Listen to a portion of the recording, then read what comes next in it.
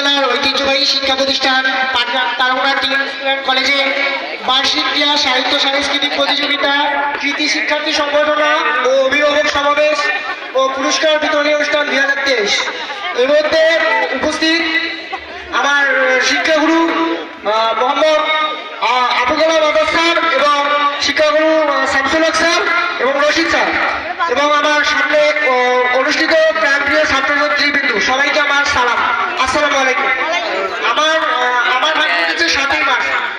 আমরা জানি 1971 সালে 7ই মার্চে জাতির পিতা বঙ্গবন্ধু শেখ মুজিবুর রহমানের যে রেসকোর্স ময়দানে যে ঐতিহাসিক 7ই মার্চের ভাষণ দিয়েছিল, তিনি বলেছিলেন এবারের সংগ্রাম আমাদের মুক্তির সংগ্রাম, এবারের সংগ্রাম আমাদের স্বাধীনতার সংগ্রাম। 1971 সালে যে পাকিস্তানি বাহিনীদের নির্যাতন এবং নিপীড়নের হাত থেকে রক্ষায় আমাদের জাতির পিতা বঙ্গবন্ধু শেখ মুজিবুর রহমান ওই ভাষণের মাধ্যমে আমরা অনুপ্রেরণা পেয়েছিলাম এবং আমাদের বুকে একটি মনোবল সৃষ্টি হয়েছিল, যার কারণে আমরা এই দেশকে স্বাধীন করে পাকিস্তান থেকে মুক্ত করে আমাদের দেশকে একটি আন্তর্জাতিক পর্যায়ে নিয়ে যেতে পেরেছি।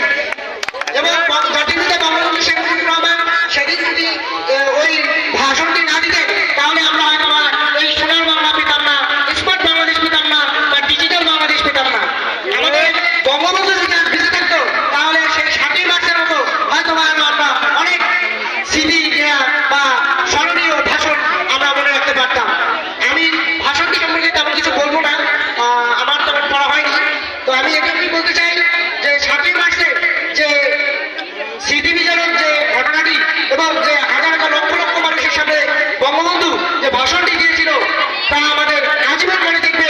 এবং সেই ভাষণটি 2017 সালে জাতিসংঘ কর্তৃক সেই ভাষণটি স্বীকৃতি লাভ করে এবং সেই ভাষণটি সাথে। তো আমি আর বেশি দিন